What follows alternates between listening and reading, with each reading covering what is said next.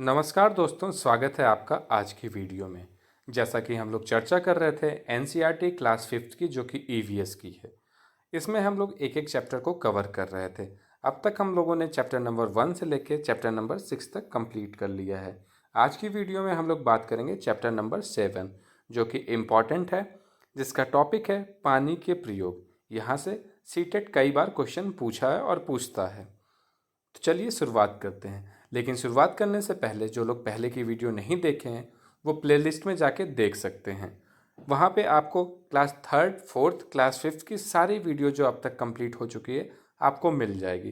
कहीं आपको दूसरी जगह जाने की ज़रूरत नहीं है। ठीक है, तो चलिए शुरुआत करते हैं। मेरा नाम है विशाल यादव और आप देख रहे हैं सक्षम एकेडमी आजमगढ़। तो आज का जो टॉपिक है वो है पानी का प्रयोग। तो इसमें दिया गया है क्या डूबता है क्या तैरता है। जैसे अगर हम कटोरी पानी में डालते हैं तो वो तैरने लगता है, लेकिन अगर कील डाल दें तो वो डूब जाएगा। तो ये सारी चीज़ें क्यों होती हैं वो सारी चीज़ें इसमें बताई गई हैं।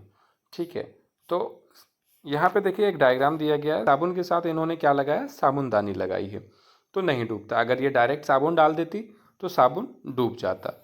तो ये सारी चीज़ें सवाल उठती है कि ऐसा क्यों हो रहा है, कि अगर सिर्फ साबुन डालो तो क्यों डूब जा रहा है और साबुनदानी के साथ अगर डालो तो नहीं डूब रहा है, तैर रहा है। ठीक है, तो जैसे पूड़ी का एग्जांपल ले लेते हैं। पूड़ी जो है, पूड़ी बेलने के बाद अगर आप तेल में डालिए तो पूड़ी डूब जाएगी, लेकिन जैसे ही वो फूलती तो वो तेल में तैरने लगती। तो ऐसा क्यों है? तो सबका घनत्व का रोल है। ठीक है, सरफेस का रोल है कि ये सारी चीज़ें इसमें बताई गई है। चलिए आगे देखते हैं आगे क्या है। यहाँ पे देखिए दिखाया गया है कि खाली कटोरी, कटोरी में एक एक करके 6-7 कंकड़ डालने पर, ये मतलब सारी चीज़ें दी गई है क्या क्या डूबती हैं। लोहे की कील, पिन, माचिस की तीली। ठीक है, तो ये सारी चीज़ें दी गई है इसमें।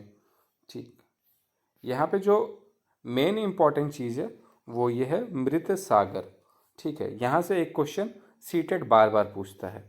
चलिए इसको पढ़ते हैं। वैसे तो सभी सागरों के पानी में नमक होता है, लेकिन मृत सागर दुनिया का सबसे नमकीन सागर है। तो दुनिया का सबसे नमकीन सागर कौन सा है? तो मृत सागर है। इतना नमकीन है कि लगभग 1 लीटर में 300 ग्राम नमक। ये इम्पोर्टेंट है और यही क्वेश्चन पूछता है कि 1 लीटर में कितने ग्राम नमक पाए जाते हैं। तो 300 ग्राम नमक। क्या इतना नमकीन पानी चख भी पाओगे? बहुत ही कड़वा लगेगा। सबसे मज़े की बात तो यह है कि मृत सागर में हम ऐसे तैर सकते हैं जैसे आराम से लेटे हों। ये जैसा आपको इमेज में दिखाया है, अगर आप उसमें तैर घुसते हैं मृत सागर में तो आप डूबेंगे नहीं, आप तैरने लगेंगे। ठीक है, याद है नींबू को तुमने नमक के पानी में तैराया था। नींबू को अगर ऐसे डायरेक्ट डालेंगे तो वो डूब जाएगा, लेकिन पानी में नमक की क्वांटिटी अगर ज़्यादा रखेंगे फिर नींबू डालेंगे तो नींबू नहीं डूबेगा, नींबू तैरने लगेगा। ठीक है, चलिए यहाँ पे एक पॉइंट दिया शिक्षक संकेत, इसको समझते हैं ये क्या है। यहाँ पे दिया इस पाठ से यह अपेक्षा नहीं है कि बच्चों को घनत्व के बारे में बताया जाए। बच्चों को सभी तरह के उत्तरों जैसे पानी भारी हो जाता है या गाढ़ा हो जाता है को हम स्वीकार करेंगे। बच्चे इतने छोटे हैं कि उनको घनत्व की समझ नहीं होती, तो उनसे ऐसे उत्तर की अपेक्षा भी नहीं करनी चाहिए। ठीक है, जैसे वो बता रहे हैं पानी भारी हो जाता है या हल्का हो जाता है या गाढ़ा हो जाता है, उसे हमें स्वीकार करना चाहिए। ठीक है, चलिए आगे देखते हैं आगे क्या है उसको समझते हैं। यहाँ पे एक शिक्षक संकेत और है, पैडागॉजी टर्म, उसको समझते हैं। इसमें क्या कहा गया है। बहुत सी चीज़ें ऐसी है जिन्हें हम स्पष्ट रूप से घुलनशील या अघुलनशील नहीं कह सकते। वैसे भी इन शब्दों की यह जरूरत नहीं है। बच्चों को प्रोत्साहित करें कि वह अपने अवलोकन के हिसाब से तालिका भरें। ठीक है, तो बच्चों को घुलनशील और अघुलनशील के बारे में बताना है।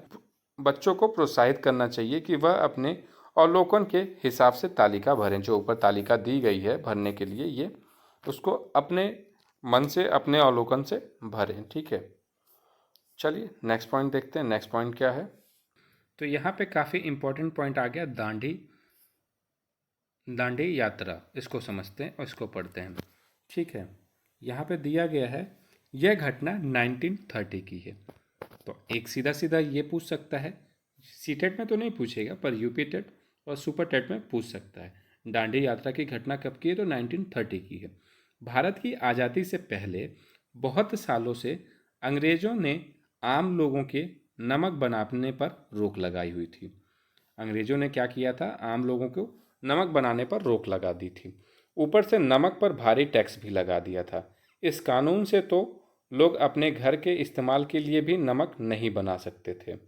भला बताओ नमक जैसी चीज़ के बिना गुजारा कैसे हो? लोगों को मुसीबत में दुकानों से महंगा नमक खरीदना पड़ता था। जब अंग्रेज टैक्स लगा दिए थे, बनाने पे रोक भी लगा दिए थे और खरीदने पे टैक्स भी लगा दिए थे। ठीक है, तो लोगों को मजबूरी में दुकानों से महंगा नमक खरीदना पड़ता था। इस बात से लोग बहुत नाराज थे। गांधी जी का कहना था, जो चीज़ हमें कुदरत ने दी है उसे बनाने पर बंदिश कैसी। ये गांधी जी का कोटेशन है कि जो चीज़ हमें कुदरत ने दी है उसे बनाने पर बंदिश कैसी। ठीक है, आगे देखते हैं आगे क्या है। आगे इसमें लिखा हुआ है कि उन्होंने लोगों के साथ मिलकर अहमदाबाद से दांडी के समुद्र तट तक एक लंबी यात्रा की और इस गलत कानून को तोड़ा। जानते हो नमक कैसे बनाया जाता है? समुद्र के पानी को जमीन पर क्यारियों में भर दिया जाता है। तेज धूप में पानी सूख जाता है और नमक की ढेर वहीं रह जाती है। इस तरीके से नमक बनाया जाता है। दांडी यात्रा कब की है? तो 1930 की है। ये किस लिए किया गया था? ये गांधी जी द्वारा किया गया था, क्योंकि गांधी जी ने कहा था जो चीज़ हमें कुदरत दी है उसे बनाने में रोक कैसा। अंग्रेजों ने क्या किया था? नमक बनाने के लिए रोक लगा दिया था तथा उसको खरीदने के लिए भारी टैक्स लगा दिया था। ठीक है, तो इसी गलत कानून के विरोध में गांधी जी ने दांडी मार्च यात्रा निकाली थी 1930 में, जो कि अहमदाबाद से दांडी के समुद्र तट तक थी। ठीक है, चलिए नेक्स्ट पॉइंट को समझते हैं। नेक्स्ट पॉइंट क्या है उसको देखते हैं। यहाँ पे दिया है शिक्षक संकेत। ये अपेक्षा नहीं है कि इस उम्र में बच्चे वाष्पीकरण समझ सकें, पर उसके बारे में सोचना शुरू करेंगे। साथ ही यह अच्छा मौका है कि दांडी यात्रा के संदर्भ लेकर भारत की आज़ादी की बात की जाए। ठीक है, तो इस उम्र के बच्चे जो हैं वाष्पीकरण को नहीं समझ पाएंगे। ठीक है, लेकिन यह मौका अच्छा है कि दांडी यात्रा के साथ जो दांडी यात्रा की घटना थी उसके साथ बच्चों को भारत की आज़ादी की बात बताएं, उन्हें समझाएं। ठीक है, और इसमें वाष्पीकरण की बात की गई है, जैसे कि ऊपर दिया गया कि नमक बनाने का तरीका कैसे होता है। तो क्या होता है, समुद्र के पानी को ज़मीन पर क्यारियों में भर दिया जाता है। फिर जब तेज़ धूप आती है तो पानी सूख जाता है और नमक वैसे की वैसे ही रहता है। तो जो पानी सूख जाता है वो किसके कारण सूखता है? तो वाष्पीकरण के द्वारा। लेकिन इस उम्र में बच्चे ये चीज़ें नहीं समझ पाएंगे, क्योंकि बच्चे अभी क्लास 5th के हैं, छोटे हैं। ठीक है, लेकिन उनको दांडी यात्रा के बारे में बताया जा सकता है और आज़ादी के बारे में बताया जा सकता है। तो ये था इस चैप्टर का लास्ट पॉइंट। अगर आपको कोई चीज़ ना समझ में आई हो तो आप कमेंट में मेंशन कर सकते हैं। ठीक है, मैं उसको फिर से समझा दूंगा। तो उम्मीद है आपको ये वीडियो समझ में आया होगा, ये लेक्चर समझ में आया होगा। और अगर आपको ये वीडियो अच्छी लगती है तो लाइक करें, शेयर करें, कमेंट करें और चैनल को सब्सक्राइब करना ना भूलें। Thank you.